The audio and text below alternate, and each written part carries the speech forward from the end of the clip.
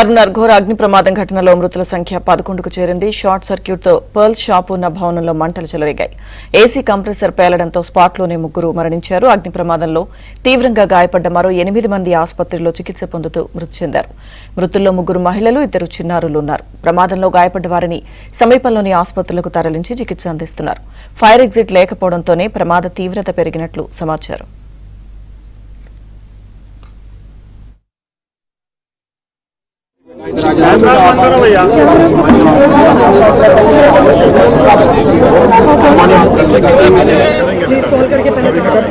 कोई चिंता नहीं मैं कर सकता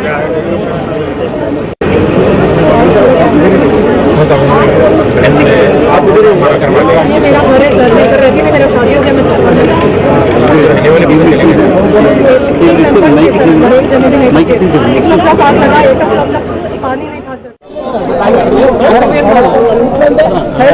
बाद में आके तुम ओके ओके ओके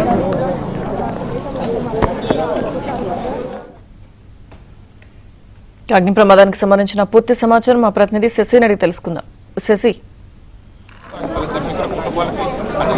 అగ్ని ప్రమాదంలో మృతుల సంఖ్య అంతకంతకు పెరుగుతూ ఉంది. ప్రస్తుతం 10కి చేరుకున్నట్టుగా తెలుస్తుంది.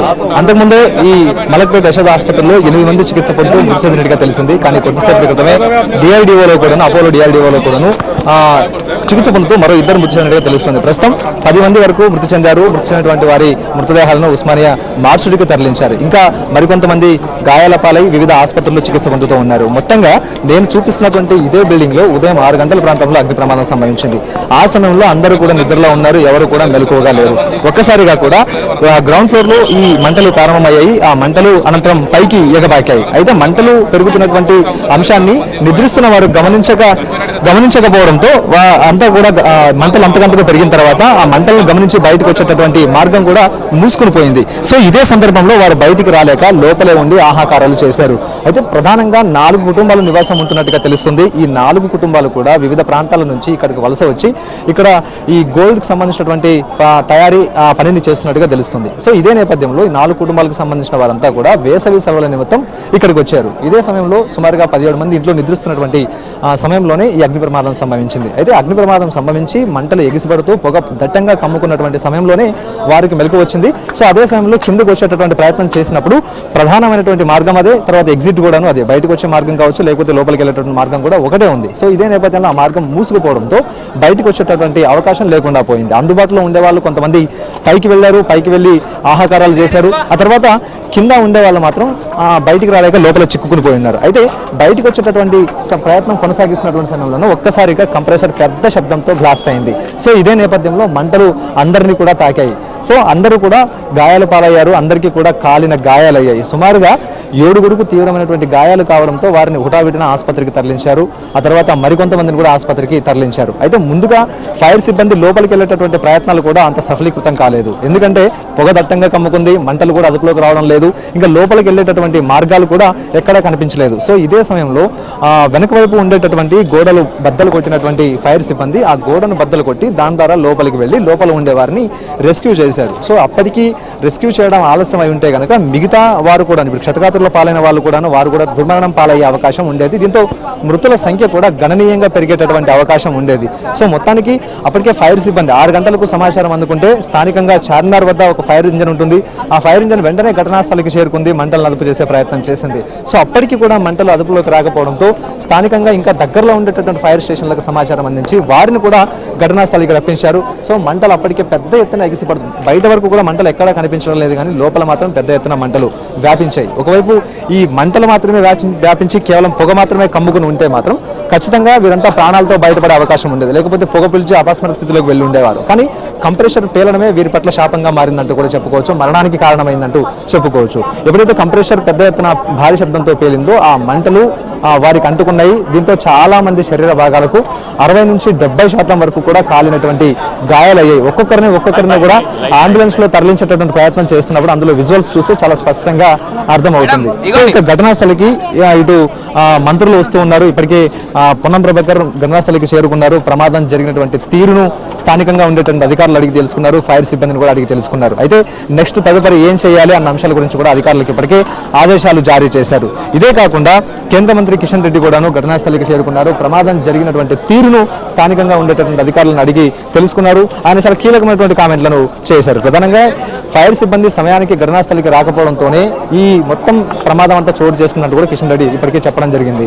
సో ఇదొక అంశం. అయితే కొద్దిసేపటి క్రితమే ఇక సిపి ఆనంద్ కూడా వచ్చారు. సో ఇక ప్రధానంగా అగ్ని ప్రమాదం షార్ట్ సర్క్యూట్ వల్లనే సంభవించిందంటూ కూడా ప్రాథమికంగా ఫైర్ సిబ్బందితో పాటు పోలీసులు ప్రాథమిక నిర్ధారణకు రావడం జరిగింది. సో ప్రజెంట్ ఇంకా మృతుల సంఖ్య కూడా క్లారిటీ రావాల్సిన అవసరం అయితే ఉంది. ఇప్పటి వరకు కూడా 11 మంది మృతి చెందారంటూ కూడా వార్తలు వస్తూ ఉన్నాయి. కాబట్టి వాస్తవానికి కేవలం 11 మంది అయినా ఇంకా అంతకు మించి ఇంకా మృతుల సంఖ్య ఎక్కువగా ఉందా అన్న అంశాల గురించి కూడా ఇంకా తెలియాల్సింది. ఒకసారి మన విజువల్స్ లో కూడా చూడొచ్చు.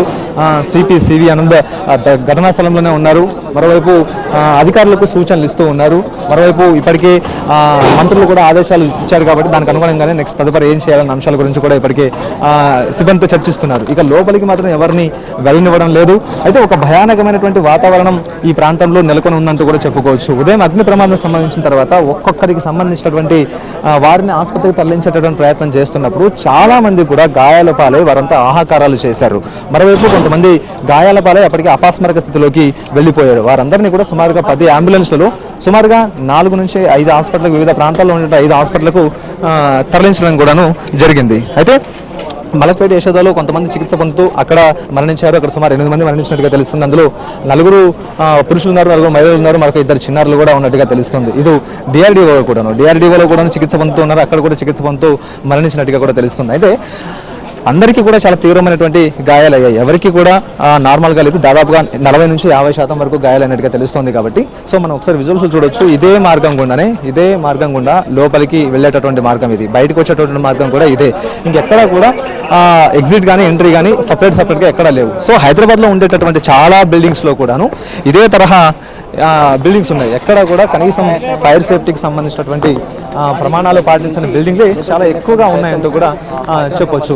సో ఒకసారి మనం విజువల్స్లో కూడా చూడొచ్చు. ప్రధానంగా ఈ పక్కన కనిపిస్తుందంటే ఈ మార్గం గుండా కూడా ఇటు పోలీసులు తర్వాత డిఆర్ఎఫ్ సిబ్బంది లోపలికి వెళ్ళేటువంటి ప్రయత్నం చేశారు. ఎందుకంటే ఇంతకుముందు మనం చూపించినటువంటి మార్గంలో లోపలికి వెళ్ళేటటువంటి అవకాశం లేదు. ఎందుకంటే అప్పటికే పొగ దట్టంగా కమ్ముకుంది, మంటలు వ్యాపిస్తూ ఉన్నాయి. కాబట్టి ఇక ఫైర్ సిబ్బంది కూడా లోపలికి వెళ్ళేటటువంటి అవకాశం లేదు. ఒకవైపు మంటలు అదుపులోకి వచ్చి పొగ తగ్గిన తర్వాతే లోపలికి వెళ్ళేటువంటి అవకాశం ఉంటుంది. కానీ ఆలస్యం చేస్తే అప్పటికే ప్రమాద తీవ్రత కూడా ఎక్కువ అయ్యేటటువంటి అవకాశం ఉంటుంది. కాబట్టి ఇలాంటి పరిస్థితుల్లో ఇంకా ఛాన్స్ తీసుకోలేదు ఆ ఫైర్ సిబ్బంది. సో పక్కన ఉండేటటువంటి మరొక ద్వారాన్ని కూడా ఓపెన్ చేశారు. సో అక్కడి నుంచి లోపలికి వెళ్ళి ఆ క్షతగాత్రంలో బయటికి తీసుకుని వచ్చారు. ఇదొక అంశం. అయితే తర్వాత వెనుక భాగంలో కూడాను లోపలికి వెళ్ళినట్టుగా కూడా తెలుస్తుంది. సో మొత్తానికి అధికారులు అయితే మాత్రం వస్తూ ఉన్నారు. ప్రస్తుతం 5 డీజీ కూడా ఘటనా స్థలంలోనే ఉన్నారు. అగ్ని ప్రమాదానికి సంబంధించినటువంటి అంశాల గురించి అడిగే ప్రయత్నం చేస్తున్నప్పుడు ప్రజెంట్ సహాయక చర్యల్లో ఉన్నాం. కాబట్టి క్షతగాత్రులకు సంబంధించినటువంటి వివరాలు, వారికి సంబంధించినటువంటి వైద్య చికిత్సలు కొనసాగేటువంటి అంశంలో ఉన్నాం. కాబట్టి ప్రజెంట్ మాట్లాడలేమంటూ కూడా ఆయన కూడా చెప్తున్నటువంటి సందర్భం. సో ఏదేమైనప్పటికీ అత్యంత దురదృష్టకరమైనటువంటి సంఘటన అంటూ కూడా చెప్పుకోవచ్చు. వేసవి సెలవుల నిమిత్తం కుటుంబ సభ్యులంతా కూడా ఇక్కడికి వచ్చారు. సో వారందరినీ కూడా మృత్యువు కబలించింది. అందరూ కుటుంబ సభ్యులే, అందరూ ఉమ్మడి కుటుంబం అంటూ కూడా ఇప్పటికే పోలీసులు చెప్తూ ఉన్నారు. వీరంతా కూడా ఉమ్మడి కుటుంబం. వివిధ ప్రాంతాల నుంచి ఇక్కడికి వచ్చి ఈ ఆభరణాల తయారీ పనులు చేస్తూ ఉంటారంటూ కూడా చెప్తూ ఉన్నారు. ఇక్కడే ఉంటూ ఉన్నారు. ప్రజెంట్ గ్రౌండ్ ఫ్లోర్ లో ఈ ఆభరణాల తయారీకి సంబంధించినటువంటి షాప్స్ ఉంటాయి. దాని తర్వాత